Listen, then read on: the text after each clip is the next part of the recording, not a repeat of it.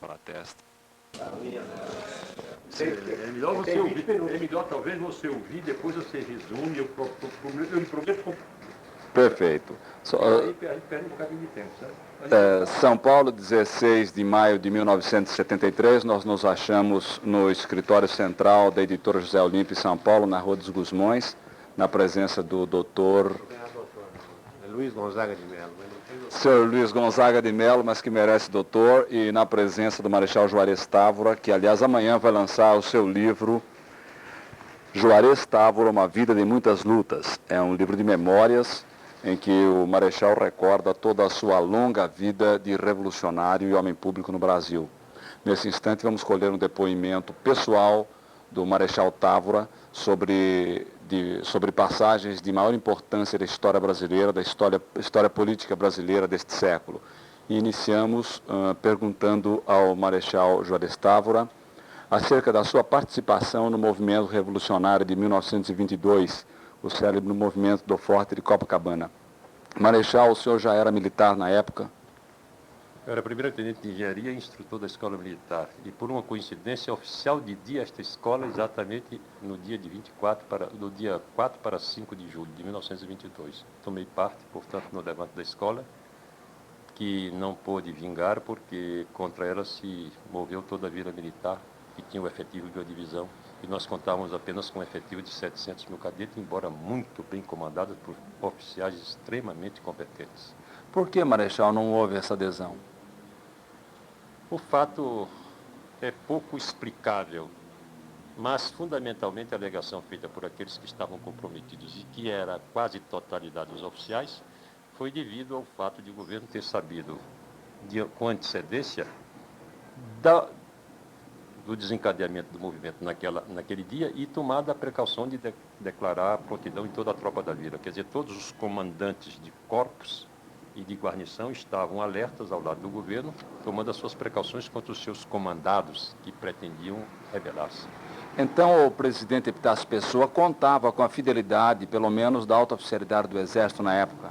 Normalmente, um presidente da República conta com a fidelidade da maioria dos oficiais que comandam a tropa, porque são nomeações de sua quase exclusiva competência. E na Vila Militar, a maioria desses comandantes era simpática ao governo. Agora, a maioria absoluta dos oficiais, a partir do escalão, vamos dizer, major, era revolucionária. Ou, por outra, era contra o governo. Agora, sintetizando, Marechal, as razões que levaram essa oficialidade de escalão inferior a ficar descontente com o governo Epitácio Pessoa? Bem, eu acredito que não apenas a oficialidade de patente inferior, mas muitos oficiais superiores, majores, tenentes coronéis e coronéis, se descontentaram devido à questão do aparecimento das cartas atribuídas ao candidato eleito da presidência da República, Arthur Bernardes, extremamente injuriosa aos brilhos do Exército, porque falava inclusive em compra dos galões e bordados. O senhor acha que isso na época foi apenas uma trama política da oposição?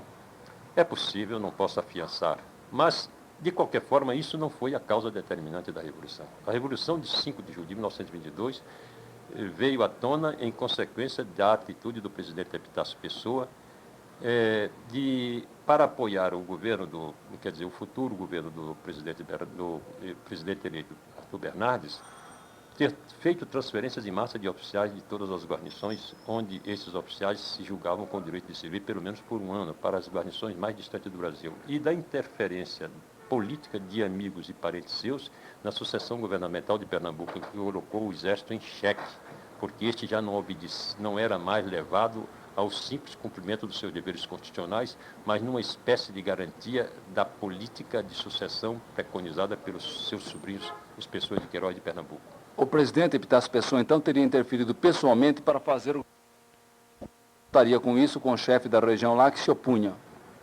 Bom, eu não digo que o presidente Epitácio Pessoa tivesse pessoal e diretamente interferido nisso, mas os seus parentes, inclusive um sobrinho que era seu oficial de gabinete, é que faziam toda esta trama telegráfica, mandando ao comandante da região lá de Pernambuco que apoiasse o candidato do governo, inclusive que fantasiasse determinadas reações para ter direito a fazer a contra-reação, e que levaram naturalmente os oficiais subordinados deste comando, que não estavam de acordo com esta política de submissão aos caprichos do presidente Epitácio Pessoa, a apelarem para o clube militar, para que o clube militar fizesse um apelo ao comandante Jaime Pessoa da guarnição, para que ele se conformasse com os mandamentos constitucionais, não fizesse do Exército um instrumento de obediência passiva aos caprichos do governo.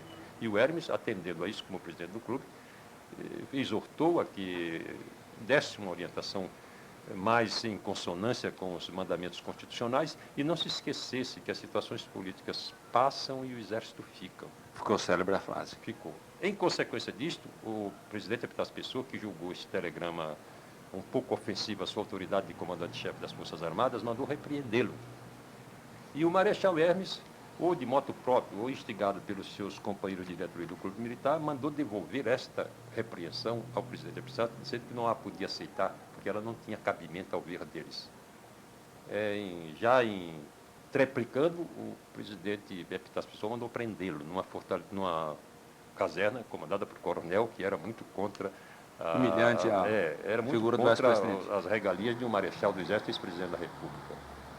Mas o clube militar se solidarizou com o Marechal Hermes na sua atitude e o presidente Epitácio mandou fechar o clube militar numa lei que também envolvia medidas contra a casa de tavolagem de lenocínio.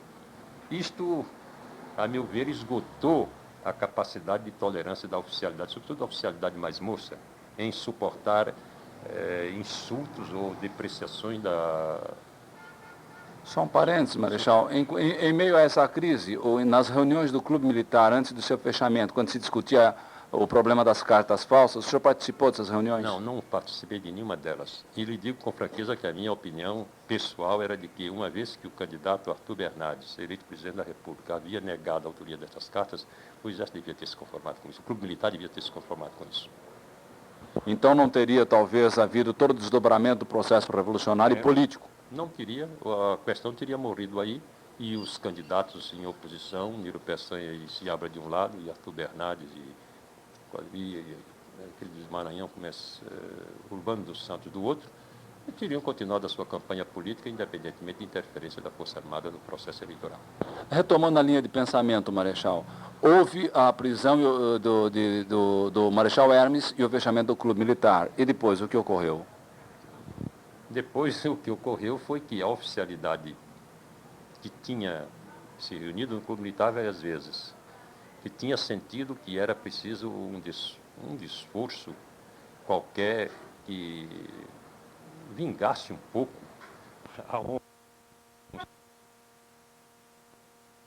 e se fizesse um levante para depor é verdade, para depor o presidente Epitácio Pessoa. Esta era a finalidade do movimento de 22, era depor o presidente Epitácio Pessoa e provavelmente, se não certamente, impedir que o senhor Arthur Bernardes tomasse posse do poder na ocasião em que terminava o mandato do presidente Epitácio Pessoa. E quem ficaria no lugar de Epitácio, Marechal? Aí eu não sei, mas os fatos indicam que devia ser exatamente a figura mais graduada no comando desta tentativa de impedimento de insulto ou de alteração das regras constitucionais pela força, que era o Marechal Hermes da Fonseca.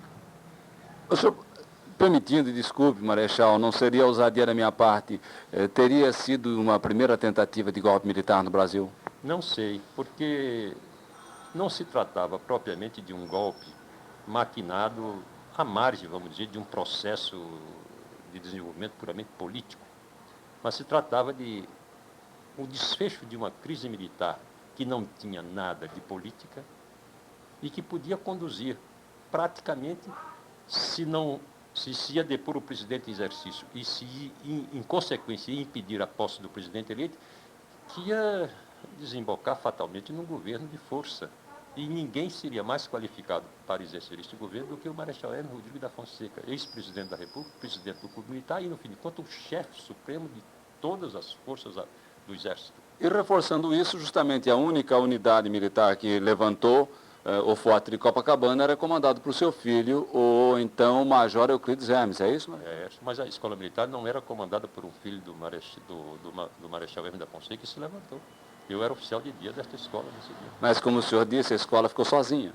Não ficou sozinha porque o Forte ficou ao lado dele. Quer dizer, eu quero exprimir o seguinte, eu tenho a impressão de que todas as guarnições do Rio de Janeiro, talvez com exceção de um regimento, que era o 1º de Infantaria, tinha possibilidade naquele momento e tinha compromisso firme nesse sentido de se levantar naquela noite do dia 5 de julho. Esse levante total não houve, segundo o senhor explicou antes, apenas porque na hora H houve a fidelidade ao presidente que soube de antemão dessa tentativa de golpe. Exatamente, quer dizer, houve indiscrição de oficiais comprometidos e o governo veio a saber que a revolução ia arrebentar naquele dia, então decretou a prontidão da tropa que importa na presença de todos os oficiais em cada unidade do Exército, das Forças Armadas. Então, já os majores e os capitães e os tenentes comprometidos tiveram este empecilho muito forte, que é o comandante, é o subcomandante, é o comandante do batalhão, que isso forma uma escala hierárquica difícil da gente vencer assim, de inopinado, não é? Eles foram, em vez de surpreender, eles foram surpreendidos. Em vez de eles,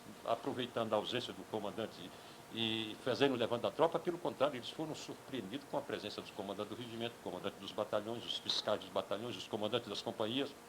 Marechal, levando-se em conta o ato heróico dos 18 do Forte, que não foram 18, parece que foi um número um pouco maior, que houve deserções durante esse momento, foi apenas um ato heróico da parte deles, ou eles estariam saindo do Forte com, digamos assim, uma possibilidade de uma adesão popular ou de uma adesão militar e tentariam um putsch contra o Palácio do Catete?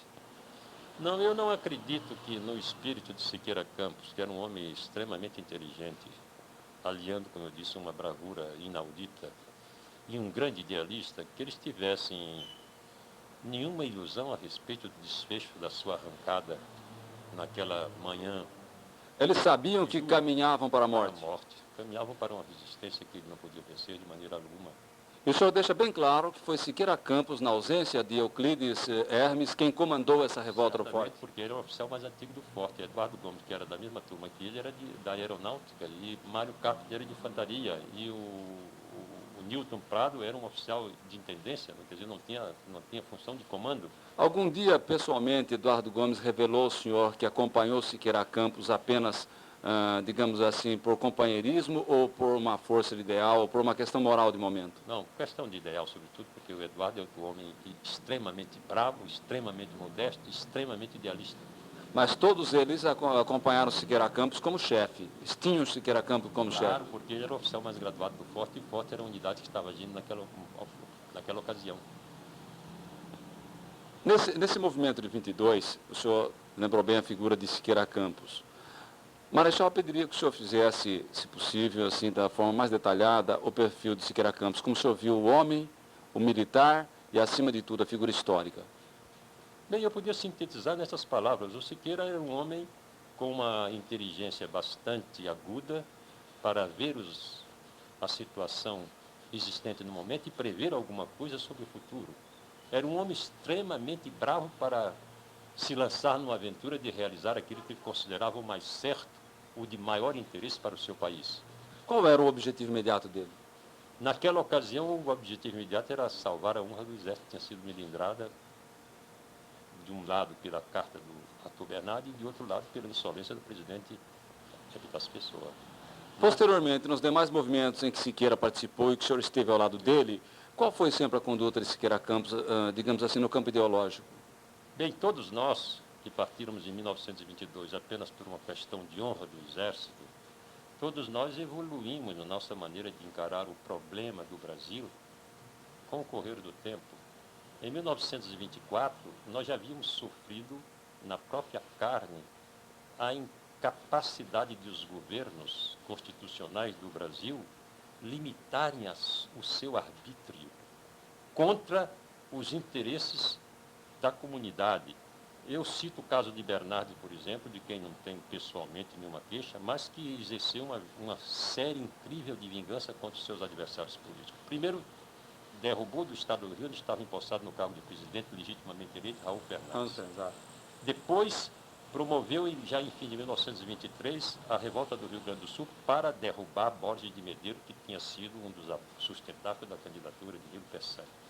Depois, em dezembro de 23, forçou a justiça a capitular o nosso crime, que era um crime de O julgamento do levante do Forte, senhor disse. Do Forte e da Escola Militar. Ele mandou capitular, a Justiça capitulou, como no artigo 107 do Código Penal, que nos condenava no mínimo a 3 anos, quando o nosso crime era um crime de insubordinação contra a autoridade. Que dava Só um parênteses, só, Marechal. O senhor, no primeiro 5 de junho de 22, o senhor foi preso. Fui preso com a escola inteira, com os oficiais da Qual escola. foi o presídio que o senhor foi recolhido? Foi para a Ilha das Cobras. Ah, Lá perfeito. recebemos uma porção de balaços do Forte de Copacabana, no dia 6. Nós não sabíamos, aí que nós fomos saber na escola militar, que o Forte de Copacabana também tinha se remontado. Nós não sabíamos. Ah, a escola ainda não sabia? Não sabia. E se os cadetes soubessem, teria havido alguma outra reação? Era difícil porque nós não podíamos opor a força de 700 cadetes, mesmo bem comandados, contra uma divisão inteira de infantaria, como era a Vila Militar. Nós tínhamos que passar forçosamente pela vila, quer para ir ao quartel-general do Exército, quer para ir ao Forte de Copacabana. É verdade que na época... força não há resistência. É verdade que na época o general Mariante agiu com severidade? Não, eu tenho a impressão de que ele agiu com moderação e amizade para com o Costa Silva, de que ele realmente muito amigo, queria muito bem o tenente Costa Silva, foi quem pediu que o Costa Silva acompanhasse o tenente Ruiz? Buiz no seu ato de temeridade, que aquele era um ato de temeridade que ele fez, levantar 2 pelotões da sua companhia, sabendo que todo mundo dentro do regimento era contra. Por que o tenente Buiz hoje não é considerado um herói dentro do Exército? É uma figura apagada. Ele o é. Porque eu duvido que mesmo haja em Copacabana um ato de maior heroísmo do que ele sozinho dentro de um regimento que tinha 1.000 e tantos homens. Mas por que eu digo, Marechal, Eu não sei. permita insistir. Eu admiro o Buiz como uma das criaturas mais temerariamente corajosas que se podia imaginar. Exato, essa é a colocação histórica, como eu mesmo ocorre com Siqueira Campos. Mas por que eles não se... Por que eles não se transformaram em heróis nacionais? Por que Buiz, por exemplo, dentro do Exército, não é tão divulgado como devia ser? Porque o episódio de Copacabana foi um episódio que emocionou a alma nacional, imerecidamente. Então, para os heróis de Copacabana, se concentraram todas as atenções do povo, da elite do Brasil, naqueles anos que sucederam aqueles movimentos. A própria escola militar, o próprio regimento, o próprio tenente Buiz no regimento, a própria guarnição de Mato Grosso ficaram num papel secundário. Aquela epopeia como que sintetizou tudo quanto podia haver em matéria de bravura, de idealismo dentro da Revolução de 5 de julho de 1922. Inclusive o povo via de perto. Mas o povo viu, o povo assistiu àquele espetáculo. Célebre quando... Há uma poesia feita, publicada, eu creio que no dia 6 ou no dia 7, que é um monumento. A que saiu no Correio da Manhã. Saiu no Correio da Manhã, exatamente. Marechal, voltando à figura de Siqueira Campos, nos demais movimentos em que ele participou, ele sempre apresentou conduta de liderança? Certamente, sim. Ele, como João Alberto, como Prestes, como Cordeiro de Farias, como Djalma Dutra, todos eles comandaram... Siqueira Campos, alguma vez, em conversa pessoal com o senhor, expressou algum ponto de vista ideológico? Não, Siqueira era um homem da burguesia, liberto de uma porção de preconceito da burguesia, com coragem bastante para dizer exatamente os seus pontos de vista, mas nunca ele deixou transparecer, e o testemunho final ele deu quando conversou com Prestes e não conseguiu convencer Prestes de que o ponto de vista dele estava errado, que ele embarcou de volta e morreu num desastre. A morte dele, o senhor tem alguma explicação mais detalhada, Marechal? Não, o que eu posso dizer é que o avião que eles viajavam à meia-noite de Buenos Aires para Montevidéu, de onde viriam para o Brasil, ele e João Alberto, teve uma pane, caiu em pleno estuário do Prado. Isso foi em 1930 já? Foi em 1930, em maio de 1930. Antes da Revolução? Antes da Revolução de 1930. E eles estavam nessas confabulações como participantes Ele, João Alberto e Siqueira Campos foram os primeiros elementos que Prestes mandou a Porto Alegre para confabular com Oswaldo Aranha, que naquele tempo estava iniciando um movimento de sondagem para transformar o processo político em que devia sair a sucessão de Washington Luiz num processo revolucionário. A transformação da Aliança Liberal no movimento revolucionário. Eu não sei se a transformação da Aliança Liberal, mas pelo menos a conjunção da Aliança Liberal com os elementos já bastante amadurecidos na luta revolucionária para que pudessem, no caso de não ser susceptível de solução política o problema sucessório, ele ser resolvido pelas armas como foi. Marechal, Prestes, na época, na Argentina, exilado, depois que a coluna foi desfeita, ele já era comunista? Não lhe posso garantir, mas depois que eu saí de Buenos Aires, ou antes mesmo, ele tinha tido ligações com elementos comunistas do Rio de Janeiro, em Montevidéu. Agora, nunca nos revelou exatamente a sua tendência comunista, como ele revelou no seu manifesto de maio de 1930. Maio de 1930.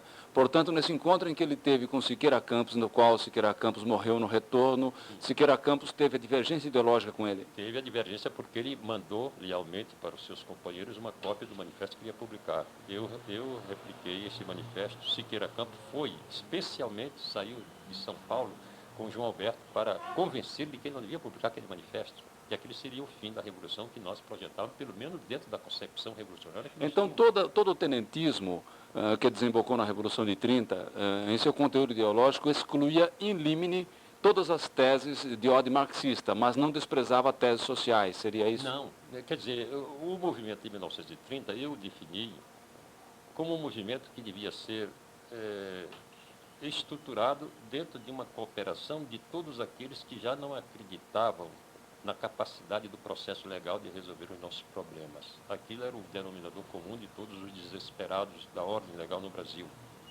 Mas nós não excluímos nenhuma classe. Eu achava que o comunista, o socialista, o burguês, enfim, o liberal, todos eles tinham um lugar, desde que tivessem chegado à conclusão que não era possível abrir um novo caminho para a evolução política do Brasil dentro rigorosamente das regras constitucionais vigentes. O processo tinha sido de tal maneira adulterada que o barco desta atividade político-administrativa girava dentro de um círculo fechado. E não havia interesse nenhum em tirá-lo desta rota fechada. A revolução seria um único elemento capaz de arrebentar esta rota fechada e metê-lo numa nova rota de... E ninguém sabia ao certo qual seria essa nova rota. Bom, ninguém sabia certo porque houve uma certa relutância, inclusive de Prestes, inclusive de Isidoro, inclusive de Miguel Costa. Há uma sugestão minha de que nós organizássemos um primeiro esboço de princípios dentro dos quais nós íamos pretender influir no governo futuro do Brasil para que aquela rotina político-administrativa, com todos os seus preconceitos, pudesse ser rompida. Ninguém quis fazer isso. Mesmo depois da conspiração, com Oswaldo Aranha, escrevi uma carta para João Alberto pedindo que, visto se era possível, nós desenhamos uns 5 ou 6 princípios fundamentais dentro dos quais nós íamos orientar a transformação do Brasil revolucionário. Não foi possível. O Oswaldo alegou esta coisa que a terceira ponto era razoável. Se nós, sem estes princípios, já não temos capacidade de nos unir, imagine se nós agora quisermos discutir dentro desta teia de trama revolucionária, em que todos se dividem, em que havia objeção de toda a natureza. Minas recuava de um lado, os Borges de Medeiros recuava do outro, enfim, no Rio de Janeiro, lá no norte. Realmente ele tinha razão nesse ponto. Se nós tentássemos definir pontos de vista... E como saiu, então, a carta da Aliança Liberal lida por Getúlio na esplanada do Castelo? Bom, ela saiu com uma manifestação da Aliança Liberal como partido político, mas não dos tenentes. Não dos tenentes, embora tivesse algumas coisas que já fossem, a meu ver, inspiradas por João Alberto e por Siqueira Campos, a mandado ou em conivência com Prestes. Siqueira Campos seria, Marechal, uma figura, digamos assim, de visão. Hoje nós classificaríamos um progressista. Certamente. Um elemento que chegava ao radicalismo, porém não numa opção ideológica de esquerda ou direita. Sim, eu acredito que ele se mantivesse numa linha de equilíbrio. Primeiro, pela sua inteligência. Segundo, pelo seu idealismo. Marechal, agora a pergunta que, no meu modo de ver, é a principal. Se Siqueira Campos não houvesse morrido naquele desastre prematuramente, ele teria influído de uma forma decisiva no processo de 30? Teria, porque ele teria sido o interventor de São Paulo em lugar de João Alberto. E ele era paulista, e ele tinha muito mais raízes em São Paulo, e tinha mais capacidade para perceber certas coisas do que João Alberto, que nós percebeu e que levou São Paulo ao desastre. Por que ele seria o interventor de São Paulo, Marechal? Porque o processo revolucionário tinha, como medida de precaução, pelo menos inicial, e esse era o meu ponto de vista, eu achava que o ponto de vista era nós devíamos nos manter fora. Quer dizer, não era o meu ponto de vista, pelo contrário, não era o meu ponto de vista. O meu ponto de vista é que nós militares devíamos fazer a revolução, devíamos ficar no comando da tropa, deixar que os políticos administrassem o Brasil, sob a nossa vigilância e sob a ameaça de pô-los para fora quando eles saíssem daquelas linhas principais que nós julgávamos as essenciais para a transformação político-administrativa do Brasil. Siqueira Campos estava dentro dessa ideia. Mas os fatos ligados ao movimento de São Paulo, do movimento de Minas e do Rio Grande do Sul, alteraram isso. Porque os políticos que fizeram a revolução em Minas, os políticos que fizeram a revolução no Rio Grande do Sul, não queriam, evidentemente, mudar estruturas, queriam mudar homens para governar com as mesmas estruturas. O Norte não, o Norte, quando se revoltou, o Norte estava necessitado e queria que se mudasse estruturas. E foi por isso que eu aceitei do Getúlio, ele não quis ser ministro da aviação, mas por ser vice-rei do Norte, como dizia um pouco ironicamente o meu amigo Chateaubriand, não é? Delegado do governo federal do Rio do Norte. Para O senhor foi interventor no Ceará? Não, não fui interventor no Ceará, foi nomeado um irmão meu, né? O doutor senador Fernandes Távora, que governou 8 meses, depois saiu lá incompatibilidade com o Cimentos. Mas a finalidade da Delegacia do Norte era ver se ajeitava este processo de transformação revolucionária do Norte em relação ao imobilismo de estruturas que pleiteavam o centro, que pleiteavam o Rio Grande do Sul. Justamente, Marechal, o que a gente procura sempre é fazer a correlação da revolução política com a revolução econômico-social. O Norte, como o senhor mesmo diz, é o que mais pretendia, ansiava a derrocada daquela situação. A política, a econômica e a social, porque tudo no Norte conspirava contra o bem-estar comum, do bem comum. Exato. Então era uma população inteiramente revoltada. O Norte estava revoltado, começou logo dissolvendo os tribunais, não queria saber de legislativo, foi lá que começou a dissolução dos legislativos todos. E para o Norte, a Revolução de 30 trouxe algo de bom? Bom, trouxe porque permitiu pelo menos uma renovação de elite, que depois se tornou uma oligarquiazinha no reinado da ditadura do Estado Novo. Infelizmente, Marechal, é verdade. É verdade. Marechal, voltemos à figura de Siqueira Campos. Siqueira Campos vivo, insisto em dizer, interventor em São Paulo, em que ele poderia influir junto a Getúlio para que o movimento de 30 tomasse outros rumos, desse um conteúdo filosófico àquela nova situação? Bom, a pergunta não é fácil de responder, porque, a meu ver, o fundamento principal da influência de São Paulo sobre o governo federal estava exatamente na união dos paulistas.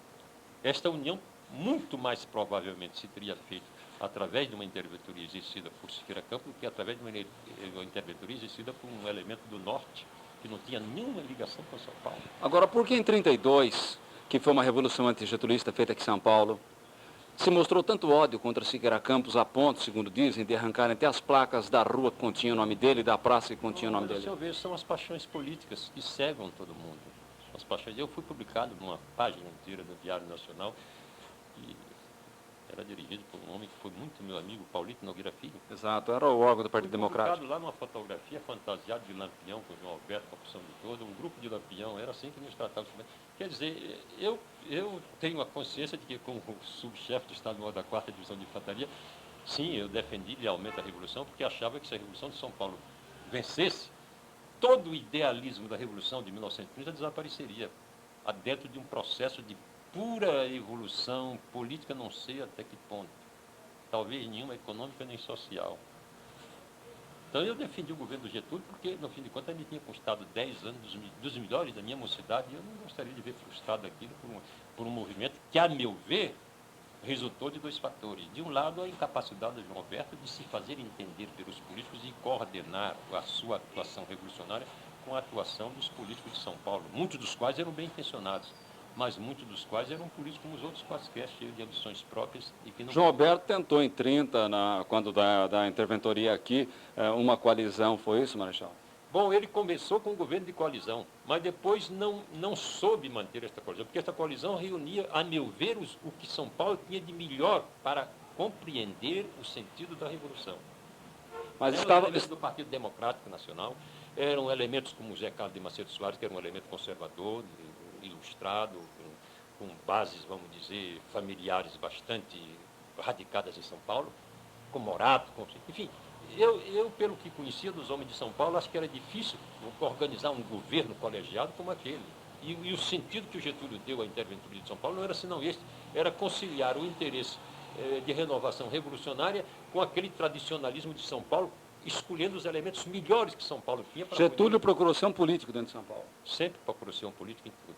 Porque, como candidato à presidência da República em 30, ele aqui em São Paulo teve seu carro empurrado pelos operários do Brás. E depois de vitorioso na Revolução, ele fez um governo de coalizão com a classe conservadora. Seria isso, Marechal? Não, o Getúlio era um homem que manobrava politicamente, não digo que exclusivamente em proveito de ficar no poder, mas em grande parte tendo como leitmotiv da sua atuação política esta necessidade de ficar no poder. Quer dizer, o resto, a meu ver, não digo que ele fosse cometer um crime de traição contra o Brasil, não, mas o resto da defesa do bem comum, este resto ficava um pouco atrás desse desejo de fazer uma política que pudesse garantir a sua permanência no poder. Marechal, eu faço um novo parênteses, voltando, aliás, ao assunto anterior. O relacionamento Prestes-Siqueira-Campos. Chegou a haver algum embate ideológico entre ambos? O senhor alguma vez teve conhecimento se eles discutiram ideologicamente, se um tentou influenciar o outro? Não, não acredito. Eu sei, certamente eu não assisti, mas certamente quando Siqueira Campos, em maio de 1930, foi com João Alberto a Buenos Aires para tentar dissuadir Prestes de publicar o seu manifesto comunista, deve ter havido um debate muito sério entre os três. Agora, Prestes... Porque os dois, Prestes e Siqueira, eram as duas figuras lendárias do Brasil. Não há dúvida nenhuma, mas eu não, evidentemente o resultado deste debate não levou Prestes a modificar a sua opinião. Certo, mas será que Prestes teria tido alguma influência sobre Siqueira? Sobre qual de nós da coluna Prestes não teve influência? Maravilhoso, Marechal. Eu disse outro dia numa entrevista aí, que perguntaram qual foi o homem a quem mais admirou, eu digo até 1930, um homem chamado Luiz Carlos Prestes.